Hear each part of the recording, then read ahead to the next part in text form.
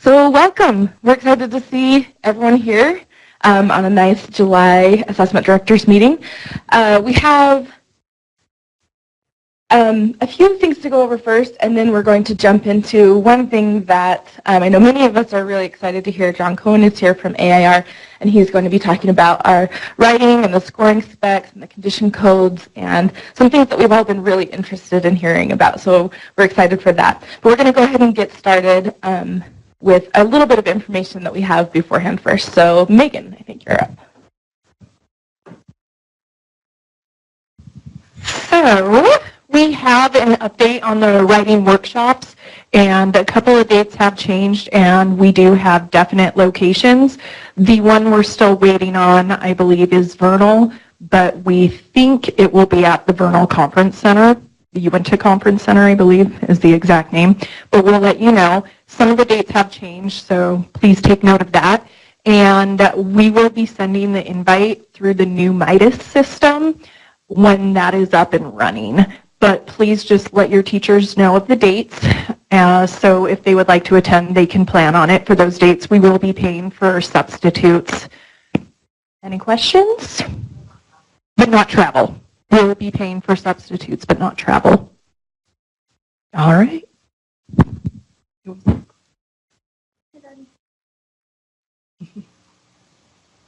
Thank you. Okay, so just an update on our kindergarten assessment. So with the KEEP, many people have been looking for the data gateway where you can enter the KEEP scores. It's not up yet, so it should be available by August 8th is the date we're looking at, but early August it should be available for teachers to be able to enter data into the data gateway. Many people have said we have kindergarten teachers that we've either just hired or we're about to hire and they have not been trained yet. We still have a few trainings left next week and then one in early August. And then we also have a webinar on August 10th. So if teachers get hired after that point up until August 10th and would like to join the webinar, they're welcome to attend on that day. Also, if you would like to train a kindergarten teacher after that, after August 10th, email me, Sydney Carter, and I have a link to all of our training materials that includes the videos that we've used and our PowerPoints and handouts. So you're able to use those to train any of your new teachers that are hired after that point. And then finally, there's actually, you can use that link up there. It was a hot link to the Google Drive where all those materials are. And then, thanks, Emily. One more, just an FYI for you, we have a K-8 math assessment specialist position open, so if you know of any wonderful math people that would like to join our team here at the USBE as a math assessment specialist, there's a link to the job posting. It does close next Monday, so just a heads up for that. Okay, and assessment plans, Kim. It's that time of year again where we need you to turn in your assessment plans. And this year we're doing it, we're going to actually jump on the modern technology train. So we're going to be doing this on a Google Doc. So we need you to complete the SurveyMonkey by September 15th. The questions are really easy. You're basically just telling us who the assessment director is. One additional thing that's on there that you haven't had to answer before is if you have a secondary I'm going to say additional, I said secondary again, additional person who assists you, we would like their name and email as well, because sometimes, especially with charters, assessment directors change through a school year, and we want to make sure that we keep our list as current as possible. So we'll need you to fill out the SurveyMonkey by September 15th. It's the basic stuff you need to know, when your last day of school is, when you're planning on doing the ethics training, which we will be sending you new information on as soon as the board reviews the ethics policy in the August meeting. There's some new updated stuff that you'll be getting, and as always, we will be giving you that information as soon as the board votes on it. You can click the slide. The SAGE training dates, and this is when we're going to be giving you this information, is at the SAGE training dates. The new assessment director's training is going to be on August 29th. It's going to be in this room from 9 to 3. We would like you to send all your assessment directors who are new. If you feel like you're new and need a little bit of updated information, or you have somebody new in your office that you need as your backup and you want to send them, please do so. The sign-in is on the SurveyMonkey because we are unable, of course, as you know, until Midas kicks back in September when we get our new training vendor, that's when that's going to happen. So if you need to do that, please sign up on that SurveyMonkey. It's really essential. And then the SAGE administration training dates for everybody are one's September 5th from 8:30 to 3:30 at the Jordan Auxiliary Center. That's the in-person training. And then basically on all SAGE systems, so that's the I'm not sure what we're doing, or I need a refresher course for everyone. That's the one you want to come to. And then updates only, we are going to do a WebEx on September 6th, just for the new stuff that sometimes comes up. And that will be a 2-hour webinar on the 6th, and the links are both provided in the slide. If you're planning on attending those, if you notice there is a SurveyMonkey registration link at the bottom of the slide, please, please, please register, because we need to know how many people are coming so we make sure we have enough equipment. Anybody have any questions? Midas is our new OnTrack, is the system that's replacing OnTrack.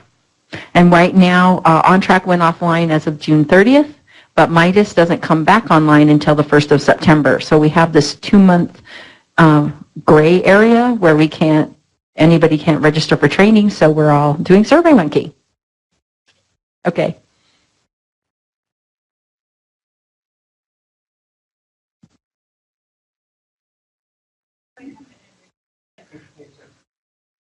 Okay, so here's Mikey, reminding you about special codes, which for those who have been paying attention would have known that we originally said we wanted them done last week, but due to any number of technical issues, the special codes tool was not showing updated information in every case. It is now. We're confident we got it all fixed, and so we said, okay, we're getting the word out today, so 1 week from today, that's the 27th. If you have not completed, and by completed I mean gotten all of the no test, no code cases down to 0, and then pressing that certified button, you have until next Thursday to get it done. So here's the good news regarding that. So like I said, it should all be up to date now. We've received our final files from AIR, so we have all of the tests should be appearing. Expired ones previously weren't appearing. They should all be there now. Go ahead, Emily. As of I believe it's probably about the same. I made the slide yesterday, but still as of today, 27 or 18% of our LEAs are done. They've gotten the number down to 0. And 45 have 10 or fewer. That means about 50%, you want to move the slide forward, about 50% are done or super close to done. On to the bad news then, which is there's still about 9,000 that need to be done, and they're not very evenly distributed. In fact, if we go to the next point, 4 LEAs account for 25% of those 9,000. And 11 account for 50%. So if you're not sure, go into the tool and check. Yeah, Brandon? Likely this changed from several months ago. Incredibly likely.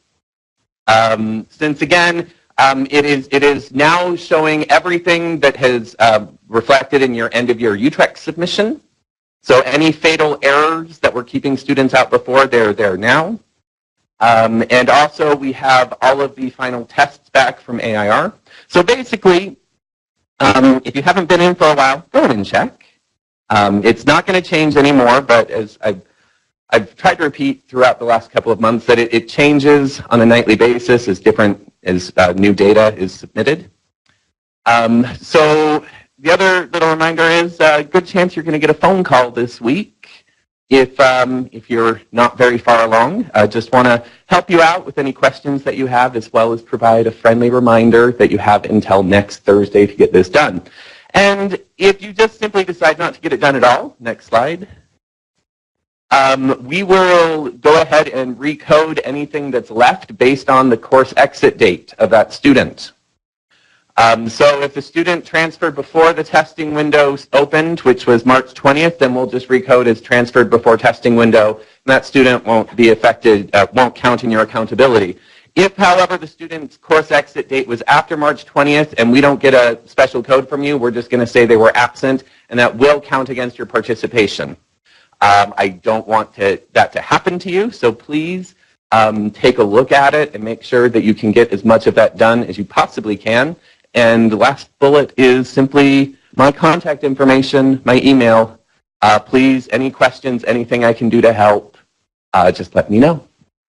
Any other questions I can answer right now?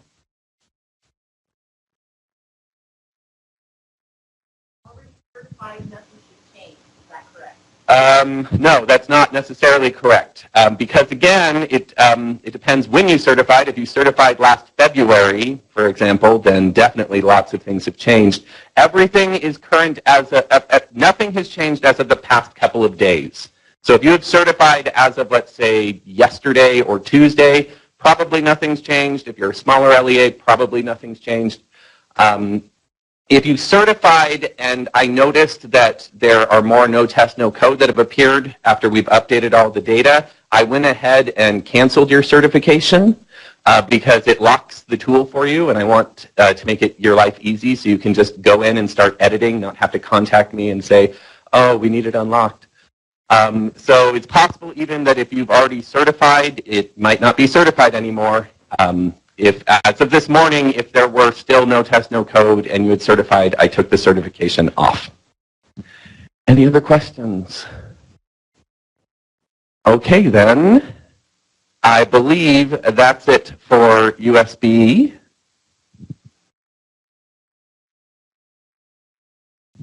Yeah, so that's all of our quick information. So we wanted to leave plenty of time for John to talk about the writing scoring and the automated scoring, really, and the condition codes and scoring flags and all the things that we've had questions about. So John Cohn is the president of AIR Assessment. And John, take it away. Thank you. This is going to be hard to follow. I don't have any fun pictures for you. But on the upside, I'm not asking you to do any extra work. All right, so we can go ahead and get started with this.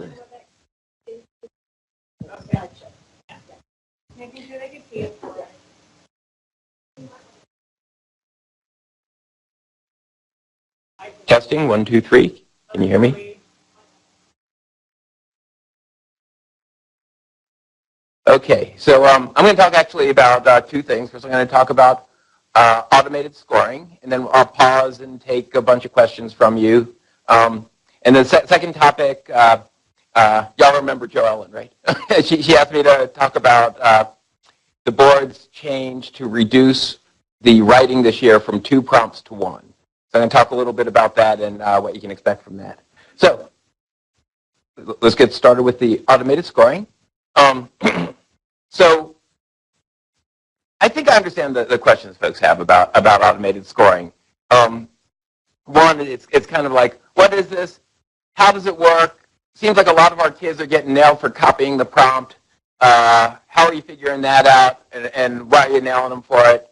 That sort of thing. So I'm going to say straight up before we get started on this, I just want to kind of level set so we all understand what the automated scoring engine is. The automated scoring engine does not understand the text that it's reading. What it is, people refer to it as artificial intelligence, and my dissertation advisor came out of MIT's AI lab, so I know a good bit about artificial intelligence, or at least what it was back in the prehistoric days. It's not really. Really what it is a statistical model. I'm going to talk about that. We gather a ton of data about the prompt, about the response, and then we, from that data about the response, we have a statistical model that predicts how the kid would, how a human would score the kid on that, right? And so where does the data come from for that? Well, the first year we give a prompt, we have humans score it. And we have humans hand score it, and for every response we have 2 humans score it, and if they don't perfectly agree with each other, we have a third person kind of resolve the differences.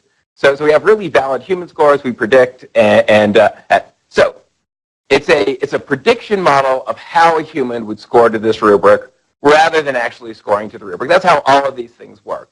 And I've spent a lot of time suggesting to people that there are a lot of risks inherent in using an automated scoring engine for a formative type assessment. The interims are a kind of formative assessment because people will often let kids take them multiple times. And the reason it's a risk is because it doesn't actually understand the text. It doesn't exactly understand what you're doing. So if people play with it long enough, they can start to find weaknesses. And the good people in Utah are really good about like reporting those weaknesses they find. And Joellen would like collect these up and call me and say, hey, you need to improve the mousetrap, so we'd improve the mousetrap. So that's what I'm going to talk about, that whole process. But ultimately, with these automated scoring engines, you can, if you're clever enough, you can figure out ways to spoof them. There's a guy up at MIT who's written a program. I've forgotten what it's called, but his program is designed to generate nonsense text that fools scoring engines. And it does a pretty good job of it. So, we can catch most of his stuff now because it's already out there. But it's a continuing, like, better mousetrap kind of process. Okay, so here's what I'm going to do. I'm going to talk about the steps that the scoring engine goes through, kind of the algorithm we use. Then I'll go into the details of how the main scoring engine, how a kid gets a score, how that works. Then I'll get to the assigning condition codes and tell you a little bit, give you a little bit of data so you can see how well it's turning out and how well it's working. So at any point during this, feel free to interrupt me, ask me questions, because my role here is to help you guys understand what's happening. So if I'm talking and you have a question, you don't know what I'm talking about, it doesn't do anybody any good for you not to ask me. And similarly, if I'm bored and talking about things that most people in the room just don't care about, let me know that, and I'll change subjects too. All right, next, please. I've already done this, so next, please. All right, but I love this example. Here are two examples that look almost identical to the scoring engine when we score a test. So, Napoleon's army, many on horses, laid siege to St. Petersburg, leaving residents hungry and tired. Good historical sentence about the siege of St. Petersburg. But it looks to the engine almost identical to this one. St. Petersburg residents laid siege to Napoleon's many army horses, leaving when they were hungry and tired. So I mean, the words matter. The order, not so much. All right, and I'm assuming that as I let you in on all these secrets, you will use them in the interest of doing good and improving instruction for kids, rather than using this information to better figure out how to help kids spoof the engine, right? I mean, the latter might be fun, but it's not going to help anybody do better in life. All right, next. All right. So we have a 4-step process. The first thing that happens is it identifies papers that it's not even going to send to the scoring engine. There is some reason that we already know the kid didn't write anything. Why send that to the scoring engine? The kid just copied the prompt. Why send that to the scoring? So first identify the ones that we can deterministically decide should not be sent to the scoring engine. Next, we have a statistical model that estimates the score, that predicts the score a human would assign. Then we estimate a second model that is sort of a probabilistic model that says, well, what's the probability that this paper would have gotten a condition code rather than been assigned a score? And then we have a final algorithm that takes those two scores, either the condition code or the score, and adjudicates and determines which one's going to get assigned. So let's move on. Okay, I'm sorry. A condition, anything that says we're not scoring this because. So the kid is off topic, right? The kid wrote in another language. Duplicated text is a kind of condition code, but those are the deterministic ones, not the probabilistic ones. Almost all of the condition codes assigned in Utah are deterministic rather than the probabilistic ones. All right.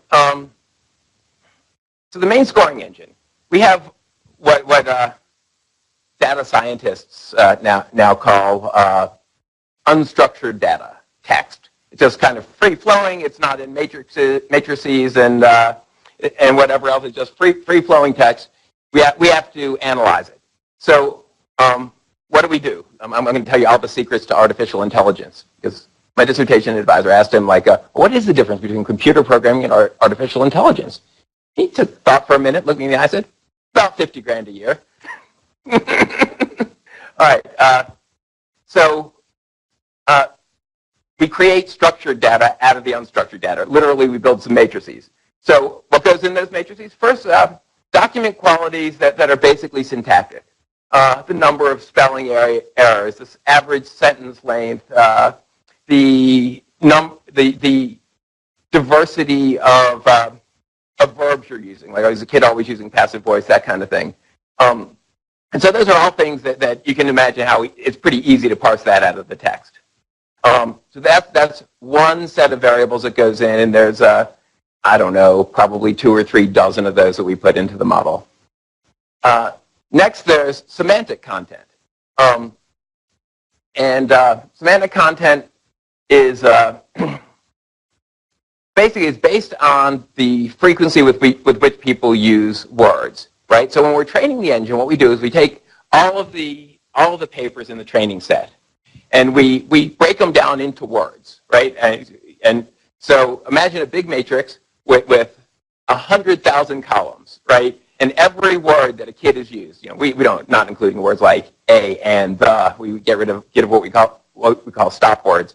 But all the substantive words, we line them up in those columns. In the rows are each paper, each student paper, right? And so each student paper then gets how many times did you use this word in your sentence, all right? So now we have a matrix of, I don't know, 2,000 by 100,000. Way too big to analyze in any sensible way. So what we do is we use a data reduction technique. How many people here know what factor analysis is? Okay, so all right, so the way factor analysis, actually I think this is the next slide, maybe. No,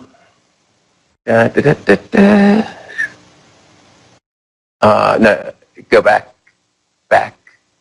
Okay, we'll get, that's right, we're not there yet. Okay, so I don't have a slide on this. So basically, let's say the use of the words Napoleon and horses and St. Petersburg always occur. Anyone who uses one tends to use the other ones and all of that in my little example before. Those things, you see a correlation in that matrix among those words. So what factor analysis does is it uses those correlations to say, okay, well this is a trait. The use of this set of words falls on the trait. So every word has a loading on each trait, and some traits reflect some constellations of words more than other constellation of words. That kind of sort of makes sense. Basically what we do, we take that 100,000 elements in the matrix, and we boil it down to somewhere between 50 and 300 traits, that correlated sets of words that appear there. Speaking kind of loosely, we take something big, we try and take most of the information and make it something small. And we then take the document qualities and these semantic factors. By the way, that use of factor analysis is referred to as latent semantic analysis. And you'll hear terms like latent semantic analysis and machine learning and artificial intelligence all used together. They're all just basically statistical techniques. All right, so we take the document qualities and we take these semantic factors and we just put them in a big regression, a particular kind of regression called ordered probit, but it doesn't much matter. It's a kind of regression where you take a bunch of things and see how they predict another thing. And we estimate that model. And we get a predicted probability for each score point. So if it's a trait with 4 factors like evidence and elaboration, it's a trait with 4 score points. We'll have a probability that you get a 0, and a probability that you get a 1, a probability that you get a 2, and a probability that you get a 3. So that's 4 score points.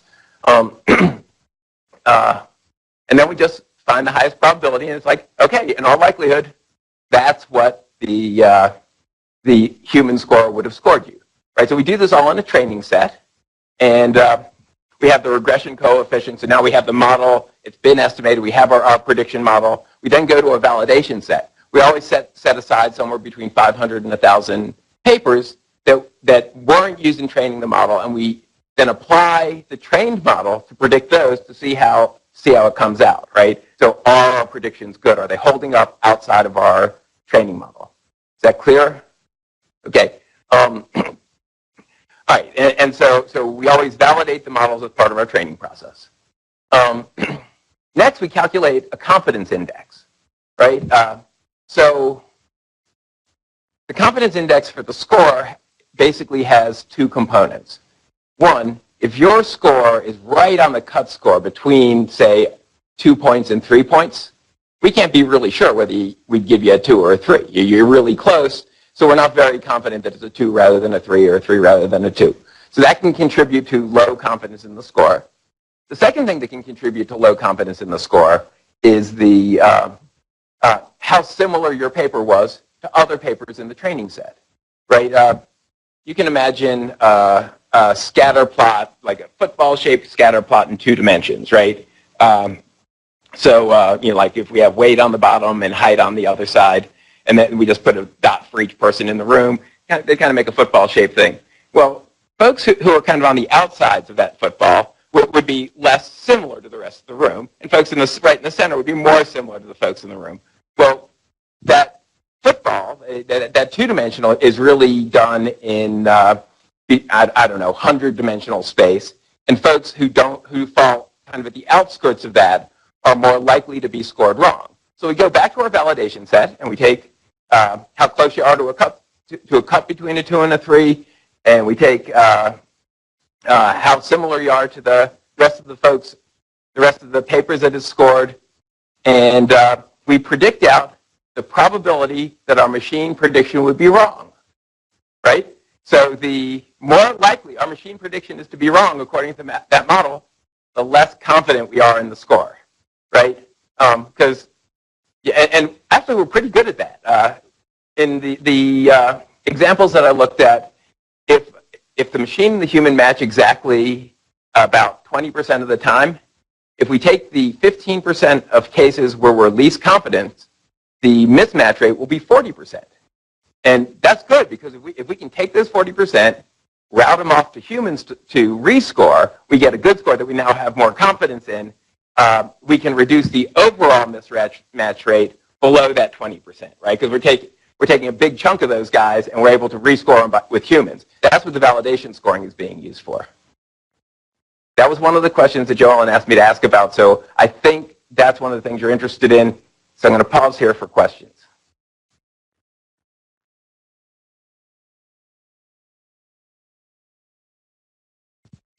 Well, we target about 15%, right? So we know from the training set what the distribution of confidence levels is going to be, and we just take the bottom 15%.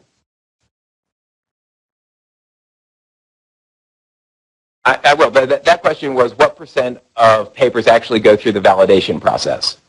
And I don't remember, Robin, how quickly do the ones that go through the validation process, those come back within 5? Really? That's impressive. Wow. we tell our other clients 12 business days. All right. So almost everybody's getting reported immediately. About 15% of the kids are on the writing test. The reports wait 5 to maybe up to 7 business days. Yeah.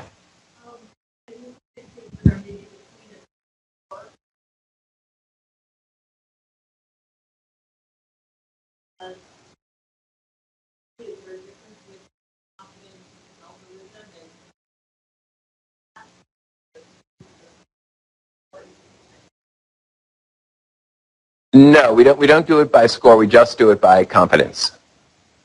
So that's actually not a bad idea. Like do it around the proficient cut score. So worth thinking about. We're constantly updating this thing too. You guys should know that we have an active research program ongoing where we're looking for ways to more accurately score the data, to score a broader range of types of responses, that kind of stuff. So, I mean, me or one of our staff could be back here every year giving you an update on what new stuff we're doing. All right. Next. All right. So then the next thing we do, so remember our process. The first thing we do before we even estimate, before we even assign a score, is we first trim off everybody who's got who we think just copied the passage or duplicated the text over and over or whatever else. But we still have some residual condition codes, things like kids whose essay is off topic or kids who wrote in a different language. I don't remember what the other condition codes here in Utah are, but there are a few of them. They're pretty rare. But we want to be able to say, we don't know which condition code a human would assign, but a human would assign a condition code. So we estimate the same kind of model for that condition code. We also, for the condition code, estimate a confidence index, right? So now, for every kid in the scored sample, you have whether they would have gotten a condition code and a probability associated with that, and a confidence associated with that, and whether they and you have a score and a confidence associated with that. So using that information, the algorithm makes a determination whether it's going to assign a condition code, rarely, or almost always, whether it's going to assign a score to it. So sometimes you'll see that the score that the condition code assigned is unidentified or unknown condition code, something like that. That's because it's only predicting yes, no, would a human assign a condition code, not which condition code would a human assign. I'd like to be able to predict the second one, but the data is just too sparse and the models don't do it well. But they do pretty well, and I'll show you some data on it at predicting who would get a condition code. All right, next. And I just said that, so it makes a decision whether it's going to assign a score or a code to those. And next, so that's the whole scoring engine. I'm going to go back to what happens before the responses are fed into the scoring engine, and that is it determines whether it's even going to send it in or whether it's going to say this kid has too little text, too little original text, meaning they've copied too much of it from the prompt, or whether the kids just basically copied the same text over and over within their passage. You guys here in Utah have long experience with online writing tests because you had writing access before ours, and I'd heard somebody refer to that as writing excess because someone figured out if you write a longer essay, you get a better score, and turns out that for a while that was fooling our engine too. More is not always better when you're writing, but it is correlated with higher human assigned score, which is where that anomaly comes from. Okay, so I'm gonna now talk about how we make those determinations. All right, so can you guys read this up here? I'm going to tell you almost all of the technical details of how we make this determination, and this is part of the algorithm used in, universities and such have anti-plagiarism software they run everything through. This is the major part of the algorithm that they use to do that. So I'm going to define something called a minutiae, or in the plural, minutia. Minutia just means really little thing, and this just means really little chunk of text. But here's how we get it. So kid writes an essay. Say the kid writes a short essay. I first presented this to a technical advisory committee made of a bunch of statisticians in Hawaii. So I chose this sentence: "Help! The statistician was eaten by a shark." Right? So what the algorithm does, the first thing it does is it lowercases everything, removes the punctuation, removes the white space, everything, and just makes a string of text. Right? Then it grabs the first minutiae. And in this example, I just took, you have to set a parameter. How many characters constitute a minutiae? And I made it 11.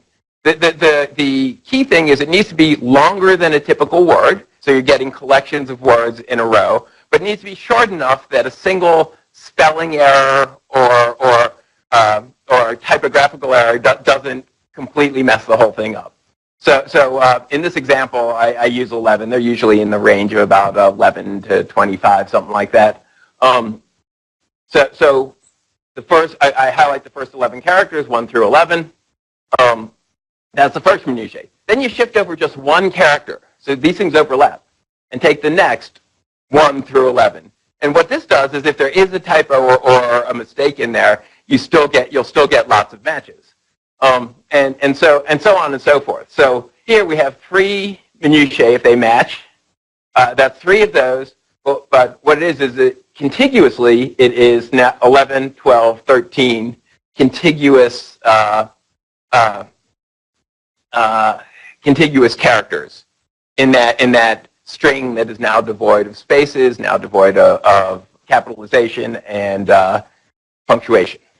Okay, and then we just look at two things. One, the proportion of minutiae that match exactly between the prompt and the student response, and then we look at the second thing I said was that this is a 13-character string. The percent of characters that are in contiguous strings that match. So if 50% of the minutiae match, or 70% of the contiguous characters match, not necessarily in one contiguous string 70%, but this would count as 13 out of however many characters that those are. If they match, we say, okay, this kid has duplicated the text. And the way we got there was really just by taking a bunch of examples and looking at them and saying, well, where is it really clear the kid's just duplicating text? Just copying text from the prompt. And I'm going to show you some examples of that. But do folks understand? Does anyone have a question about the method? Because there's going to be a quiz after this. But just comparing strings, straight up. Not positions of kid, just straight up string compares. All right, second condition code we identified deterministically is if there's too little original text to even consider an essay and try and score. And we set that at about that we thought everyone would agree with, 11 words. If it's fewer than 11 words, we just say that's too little text to score. And then finally, duplicated text. So rather than comparing the text to the passage, we're comparing the text to itself. Because what we found was there were, I'll say lots, and it's not a trivial number, but it's not a huge number of kids who would just take the same paragraph and copy it over and over. Or have 5 sentences that they'd use in the introduction and then use 3 of those sentences in the next paragraph and 2 of the sentences in the next paragraph. So really what you have is just more of the same example of the student's writing. So basically, if 30% of the minutiae are duplicated, that means that 60% of the text is repeated, and that's the standard we use for that one. So by far the most common thing we see in Utah is copied the prompt. And in fact, we were alerted, not in spring 16, but in spring 15, by the department here, that a teacher called to alert us that kids were just copying the prompt and getting a good score of it, and that's not fair. And so that was kind of what kicked us off on working on all this stuff. So if we can go to the next slide, I took some of the flagged responses, and I figured I'd show them to you so you can see what we're seeing. And so this one is an example that was flagged, and this is the kid's essay. It's first, next, then, finally is all of the original text we have to score. I mean, they may have selected interesting or relevant examples. They might have ordered them in an interesting way, but we can't score a writing prompt where the kid didn't actually write. There's not a lot of the kid's text there. So this would be flagged as just copying the prompt. This is kind of the clearest example. And what I did was I took the ones that were flagged and then asked our staff to go in and highlight in yellow everything they saw that was copied. So this is not what the machine saw. This is what a human looking at the thing flagged by the machine saw. All right, so we'll go to the next one. This one was also flagged. And you can see there's very little text that's not highlighted. There's not a lot of the kids' own writing here. And this is a challenge. It's happening, I think, throughout the nation. We did something very similar in Ohio. And we have like a kind of continuous double scoring going on there, with some human scoring things. Humans don't catch this. Like, humans don't, if you point it out to people like this, they say, oh yeah, I can't give that a good score because the kid just copied a bunch of sentences from the text. But humans reading through these things don't always, because they're reading student responses over and over. They're not reading the prompt over and over. So sometimes they'll catch it, sometimes they won't. We actually do, on this particular thing, better than humans. But then when we run it back by humans to confirm it, they confirm it. So this is what we're doing with the copying prompt. I'll give you an example of one that's not flagged. If you could hit the next one, please. This one, you see the kid appropriately quoted, inappropriately quoted, in lots of places. They're obviously drawing evidence from the text, sometimes without rewording or attributing it, but they're little kids, so that's okay. But there's enough of their own original text to give them a writing score based on that. All right, so I'm just repeating the sequence. The first thing we do is what I just talked about. We identify the papers that are copying the prompt, duplicated text, or too little text to actually score. Then we estimate the predicted score a human would assign. Then we estimate the probability that a human would assign a condition code, like an off-topic kind of code. And then we have an algorithm that determines which of those two predicted scores gets assigned to those. So this is, step one is for one set of papers that get removed from the rest of the process. Steps 2, 3 through 4 are everything else. And some small number of the second set get an unidentified condition code. What do we call that here, Robin? Do you know? Non-specific condition codes, and all of those go for verification. So a human looks at all of those. All right, I think the next, so these are some validation results. It's not Utah data. We can hit the next slide. I just wanted to put some of this up here. So these are actually interim essays that are in use by a bunch of our other clients. And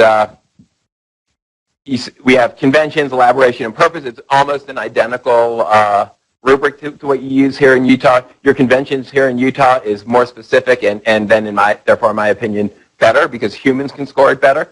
So you see the human score, it averages about a 70% exact agreement between two human raters and about 73% exact agreement between a human rater and the machine, between the resolved human rater score. So one scorer scores it, a second scorer scores it. If they don't agree, a third more experienced scorer resolves the difference. So for the scoreable ones, the ones that actually get a numeric score, we pretty much match, just a little bit higher in most cases, the human scoring. And then for the condition codes, humans are a little bit better. These particular prompts wind up with more. They have another condition code that's very hard to detect that humans can detect, but the engine can't. So we're just barely below. They're at about 87%. We're at about 86. But at any rate, so in the aggregate, we're doing a pretty good job. We're doing as well as a human rater would do or better in scoring these and assigning condition codes. And the assignment of condition codes actually 3-4 years ago was one of the hardest things for any automated scoring engine to do. There was a study/competition that was done where they had all the vendors who wanted to participate go in and run their stuff and try and predict condition codes. And nobody, including us, did particularly well, but we're doing pretty well at it now. All right, so I think the next slide just says questions. There, question.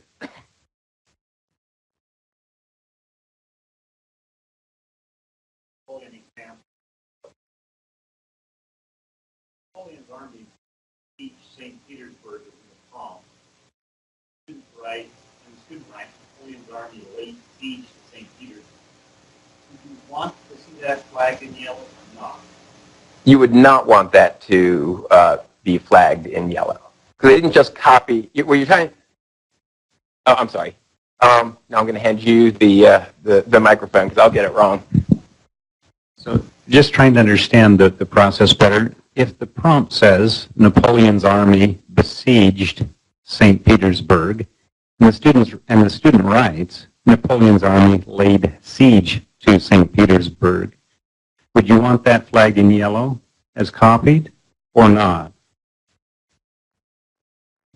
It would be partly flagged in yellow. All the, whatever the number is, 11 character sequences or 21 character sequences or whatever it was, that match should be flagged in yellow.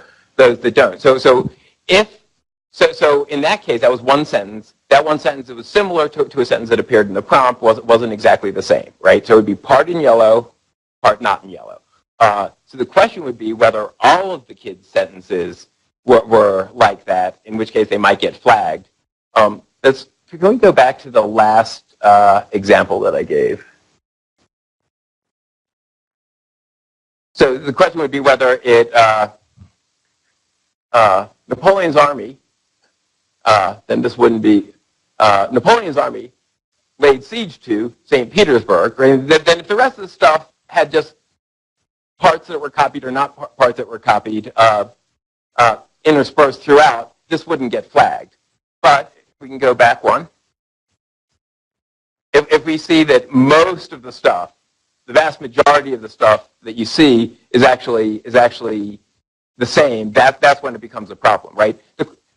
It's sometimes easier to think about in the negative. Rather than thinking about what's copied, ask yourself, is there enough non-copied text to make a judgment about the student's writing?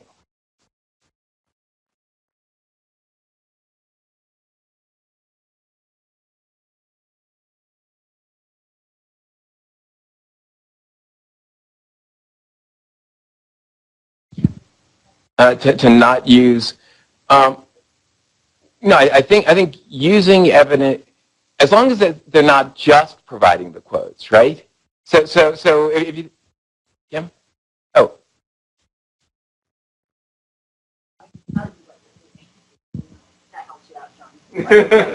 Okay. There's a difference between quoting material and doing a couple sentences out of a passage, as opposed to literally. See that?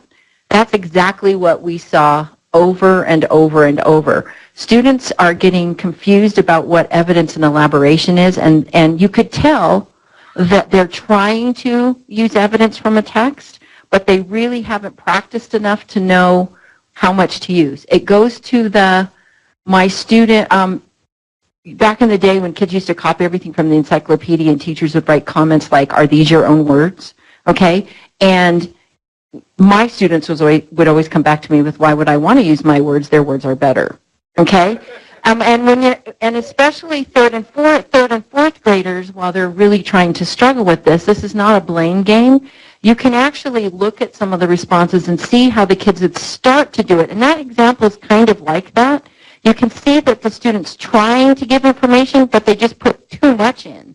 And then you notice how there's like a little transition, and then it says the text does this. And you can see that the teachers clearly taught them how to do transitions and put the evidence in, but what they haven't taught them is what is good, how much do you put in, and then elaborate in your own words and use yourself.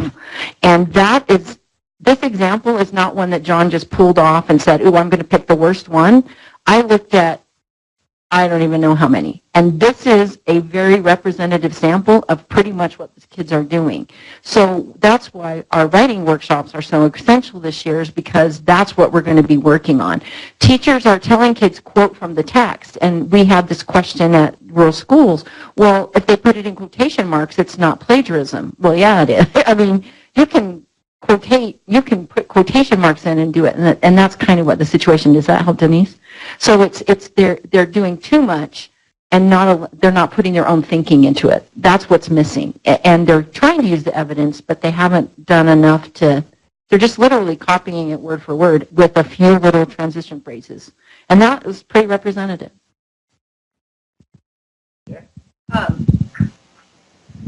So to answer your question, yes, students should use direct quotes or they can paraphrase, but the bigger problem is that they need to elaborate on that evidence. If they're elaborating on the evidence, there should still be enough of their own writing if they're explaining the evidence. And again, like Kim said, our writing workshops are really going to focus on how to use evidence and then elaborate on it.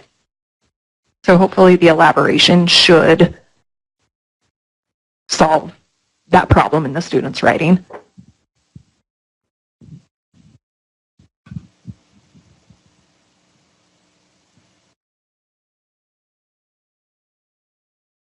All right, so I guess, like, just from a pedagogical point of view, if a student is taking this much, it is evidence for their opinion, but their opinion is very thin, right? Their explanation of what they think and why they think it is very thin. What they have is, here's some stuff from the text to support my opinion. I don't remember what grade level this was, but it was young enough that you wouldn't ding them for not putting quotes and citations properly. So if you want like I'm going to say something very stupid now. I hope you'll forgive me and take it in the vein that it's awkward, because I think this is not how you teach writing. But if you're talking to a teacher, if you just tell them, look, if you don't have enough complete sentences, like if half the complete sentences aren't the kid's own thinking in the text, the kid's probably not writing. So I don't want to give you a number and then, okay, so everyone's going to half copy from the text, and because then we're going to have to find that. I'm going to have to write new code, and we're going to have to figure out how to, like, flag people doing that. But I mean that's the sort of thing. When you write something and you're going to support it with evidence, most of your writing is your own writing, and the evidence you're citing it, and these guys present this evidence, and that's good, and that's why I think it supports my position that blah blah blah blah blah, right? So everyone should go to the writing workshops this year. Yeah.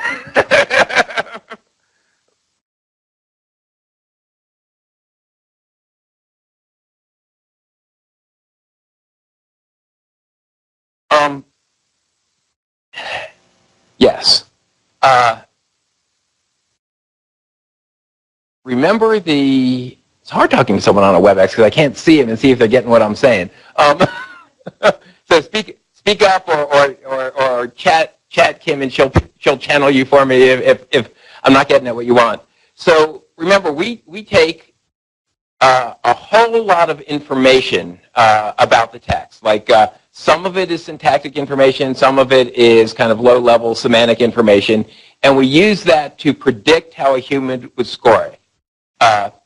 Therefore, the evidence and elaboration really is a proxy measure, right? I can take this is a terrible educational example, I'm going to give it to you anyhow. I can take the neighborhood you live in and your parents' education and your parents' income and predict your test scores way more than I should be able to in a fair society, right? So it's a proxy measure, right? I can't fix your test score by changing your parents' income. Maybe in the long term I can. Maybe that's the solution. But in the short term, giving your parents more money is not gonna improve your test scores. It's a proxy measure. It's a correlational activity, and these correlations tend to hold up over time and across prompts. We trained it specifically for each prompt. So exactly what's in the structure stuff, I don't believe we have anything in there now. At one point, we had measures of ideas and concepts that appeared in the first paragraph that then appeared in the body of the text, with the idea being that if you kind of introduce your argument, you support it, all of that.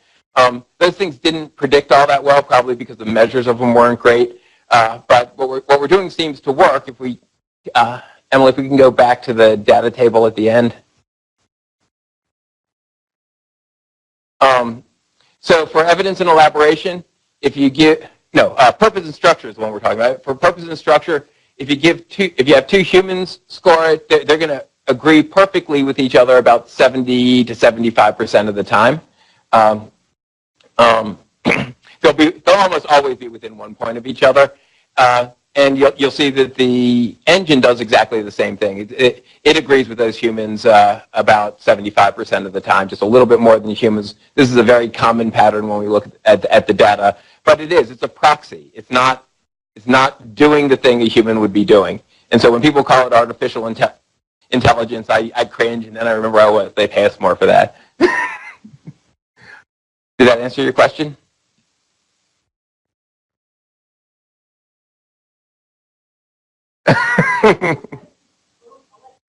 All right, excellent.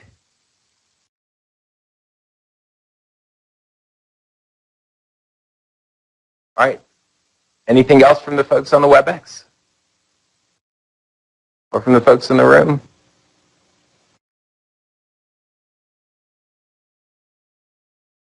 Going once, going twice, and we're moving on to removing writing prompts.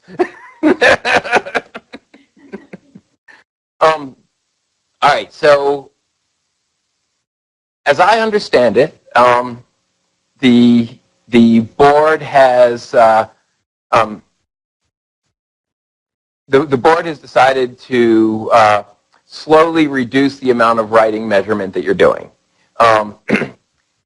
Not my job to comment on the decision, but my job to comment on its implications. So the plan is, if you hit the, okay. This year, the way they can reduce the testing time and the writing burden is simply by dropping one prompt.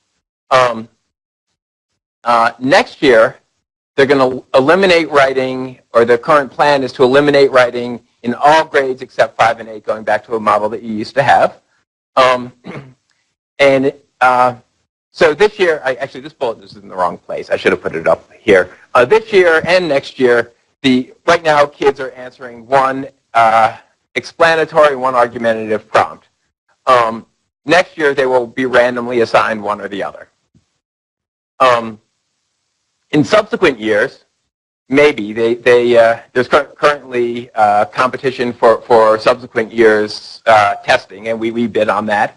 In the request for proposals, one of the options was to create writing prompts that elicit a shorter response, so that kids can do that prompt in less time. I don't remember what the time target was. It might have been like 50 minutes, like the ACT or something like that.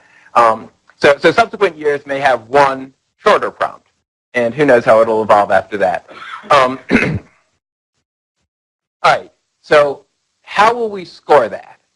So just talking about this year, and Robin and full collection of USBE staff, correct me if I'm wrong here, but I believe that none of the scoring details have been worked out yet, right? There are basically two general options when you do something like this.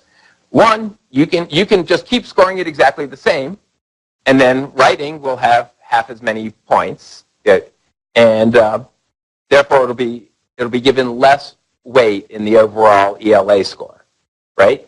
Now, the benefit of that is, of the two options, this one gives you the more precise overall ELA score. I'm going to talk about that in a minute. The other option that's been discussed is, well, we only have one prompt, but why don't we just count it twice, right? Just double the weight we associate it with it. Because that, in the classroom, keeps the incentive there to teach writing, because it'll have more of an impact on your overall ELA score. But the price you pay for that is less precision in your overall measurement, right? Your scores are going to be more variable. There's going to be more randomness in it, because you're trying to make twice as much out of one piece of work, right? So you really have no extra. Precision is really about information. The more information you have, the more precise it is, right? So if I have a little bit of information about writing, and I have that take up, say, half the score, then the precision of my overall score is going to be 1/2 times a little bit plus 1/2 times a moderate amount, right? Or whatever you had, right? If I made that writing take up 90% of the score, it would be 90% times a little bit of information plus 10% times a moderate amount of information, right? So your overall scores just become much more variable when you do that. So you would be, the only benefit to doubling it is making the statement that writing is really a critical part of ELA. We want you to do it. I think that's a hard statement to make after your board said, we're only going to measure it in 2 grades and with 1 prompt and with 1 shorter prompt. So it's really a policy decision. I can advise on the technical consequences of that policy decision and just make offhand remarks kind of under my breath about the policy decision itself. Yes, sir. You mentioned that when 2 humans score an essay, they'll agree about 70%. 70 to 80, yeah, depending on the dimension and yeah. 30% noise. Yeah. Well, remember, it's the noise is not as bad as it sounds because that 30%, 29.99% of them are going to be within 1 point. So if it's 4 points, no one's going to be given a 0 and a 3 or a 1 and a 4, right? When I double that essay's weight, I'm not getting 60% noise. I'm getting 2 points. You're getting, yeah, you will, yeah, that's only a partial way to look at it, right? If you think about the writing domain, if I get 1 set of readings and write one essay, it might be, I love to cook. Say it's an essay on cooking, and I bring lots of background knowledge and I'm engaged in it. I'm going to write a really great essay, right? And I don't do sports at all, right? So yeah, we usually don't put sports stuff on our tests because they tend to be gender biased. But so say there's a golf thing. I know nothing about golf. Golf is boring, as far as I'm concerned. It's the thing that my grandfather used to watch on TV while he fell asleep, right? So I would not be engaged. I write a rotten essay, right? So the prompt and the stimulus material affect each student's performance. And so having only 1 prompt, you can't get more information out of that prompt than you can get out of 2. You can't get as much as you can get out of 2 or 4 or 12 prompts, right? So, and there's that extra individual by prompt variation that you have to take into account.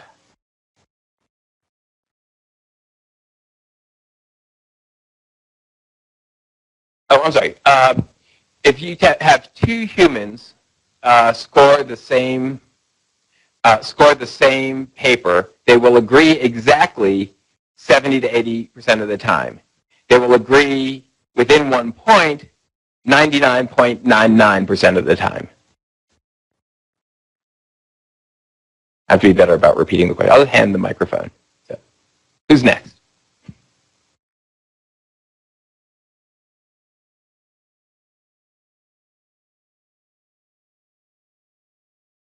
All right.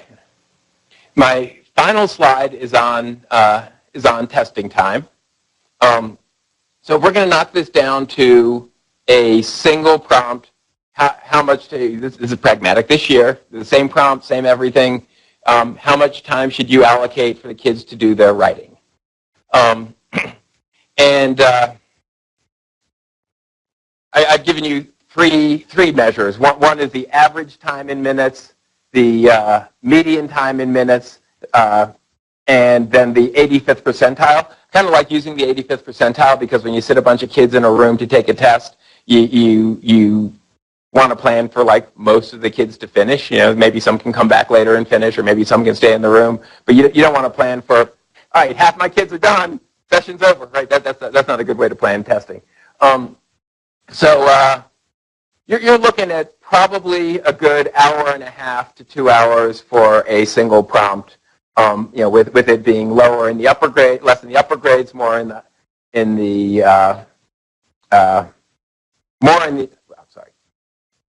longer time in the lower grades and shorter times in the upper grades.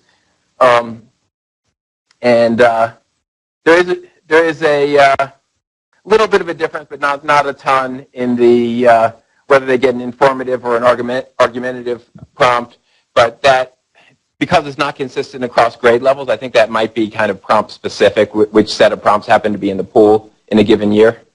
So you're looking at 1.5 to 2 hours if you want to plan your writing session.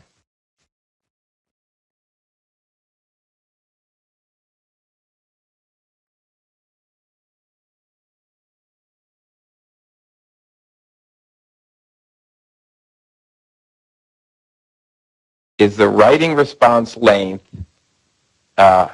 positively correlated with higher scores?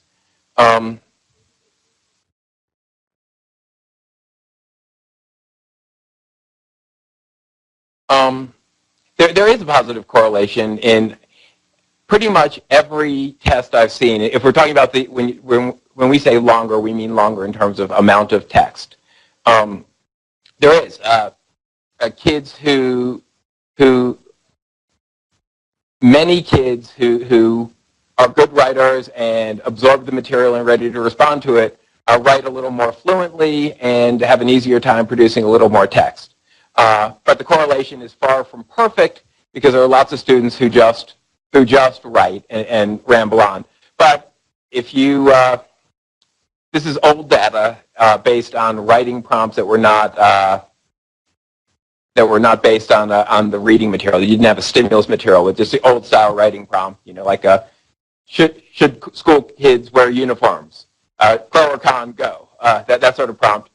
You could explain about half the variation in the scores the kids got on their test just by the number of words they used. Right? Our engine has an option to include this variable in it, and we encourage our psychometricians to turn that option off, so that the test length is not there. Still, a lot of the other measures are correlated with test length. So it can happen. Now, I'm going to answer the question the other way. Here in Utah, we did a study that looked at how long in time kids spent on the writing prompts. And what we found was that there was a positive correlation up to a point, and then it leveled off and actually turned down. So there are a lot of kids who are just sitting there worrying over their essay for hours, and it's not helping them. I think educators need to be able to know the kid, look at the kid, and figure out if they're working productively and moving forward, and not just let them sit there forever.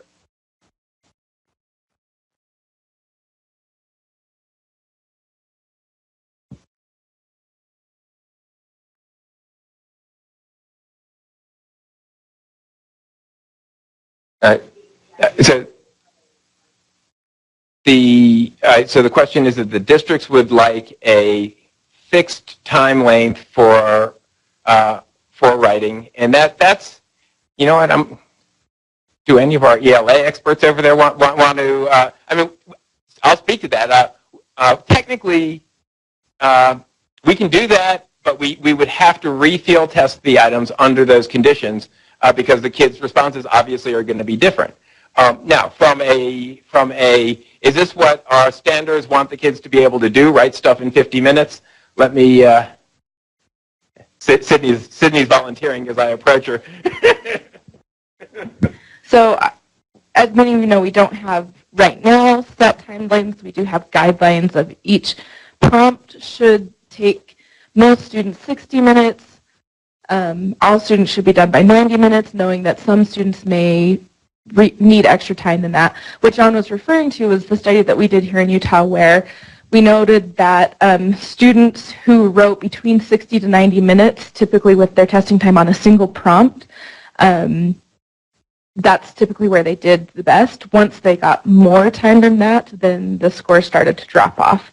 And part of the big concern that many of you know and hear about in your district is how much time we spend on testing and with writing particularly, and asking students to spend more time with writing, like John mentioned, when they're just sitting there and worrying about what they've written down, or the couple of times when we heard about students who were sitting there for 3 and 4 and 5 hours trying to just finish their prompt. At that point, it's weighing, is the student really actually getting their best writing down, or is it not? And then is it really fair for them to be spending 5 and 6 hours on finishing a prompt when the other students spent the 60 to 90 minutes? So as of right now, we don't have the test shuts off at 90 minutes, but we do have guidelines knowing that most students, if not all students, should be done by 90 minutes for a single prompt.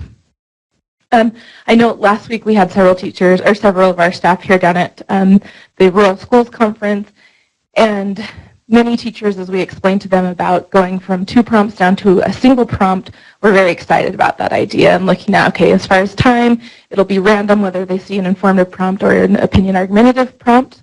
Within a class, it'll be randomized, but the students only respond with 1 writing prompt, therefore hopefully reducing the testing time, where many of there's a very positive response to that. Oh, yeah.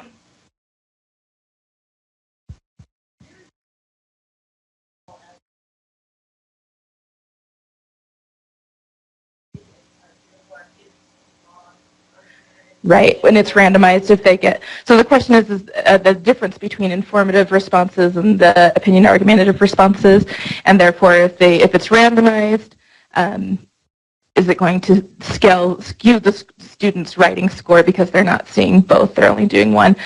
Each prompt is scaled according to that single prompt. So even within the informative prompt, the multiple choices that a student will see with that informative prompt, each one is scaled for that prompt, so that scaling score is what evens everything out. And do you have anything else to add to that, John? I almost presented that data, actually. I was looking at it this morning. In most grades, no. If you look at the average across, the average across kids for all the informational and argumentative prompts, the differences were in the 0.1 to 0.3 range, and so if you're talking about, what is it, it's like 10 points total, so you're talking about like a few tenths of a point, and so it would go back and forth with, I don't remember which one tended to be harder, but it wasn't consistent until you got to the upper grades when some were harder. The scaling does an okay job of evening them out, so if you get a 3 on a harder prompt, that might translate into a scale score that's a few points higher than if you got a 3 on an easier prompt, and that's kind of how that scaling works. But because it's really a single item, right? We're a single item, single prompt, and it's only got 4 cut scores. That means for writing, they're only going to be for any given prompt 4 scale scores, right? Not really, because we have the dimensions. So it'll be 10 scale scores, right? Because you have the 3 different dimensions, and they all contribute to that. But it's kind of chunky, and those chunks move up and down together. Does that make sense? But in the end, yeah, it's fair. It's fair, but it's a little bit noisy.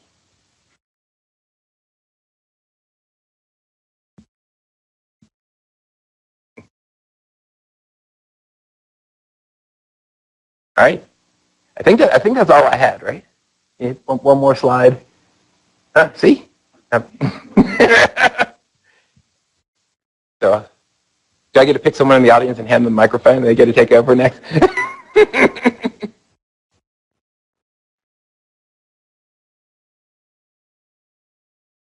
Thanks. Well, thank you. I know from being an ELA person for a long time, I know all this writing information is fascinating to me. So thank you, John. I want to thank you for being here and sharing this information with us. What we'd like to make sure to encourage you to do, especially as piggybacking on what John said, is to use this information for good. So when you go back to talk to your literacy folks and your language arts departments, making sure that they're aware and understand, here's what's happening with the scoring. If they have questions, please to contact us.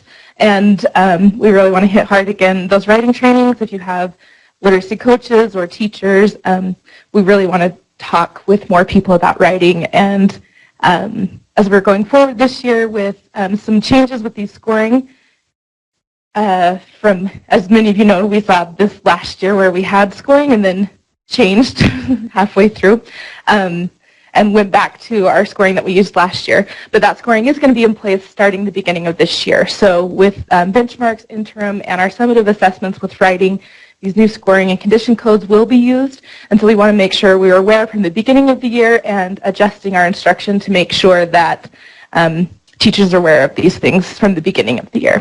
So if you have questions, please email one of us. And Kim, there was... When are the condition codes going to show up on the reports for next year?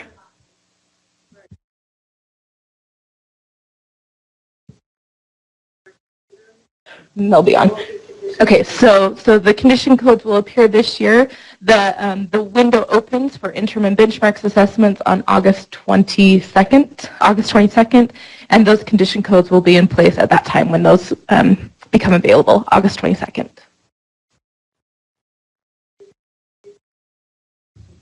Okay, so benchmarks are in airways, same thing that they have been in the past, and the interim assessments are in ORS.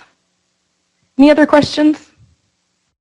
Well, thank you for coming down here, and for the people who are online, we appreciate you coming down and spending time with us today.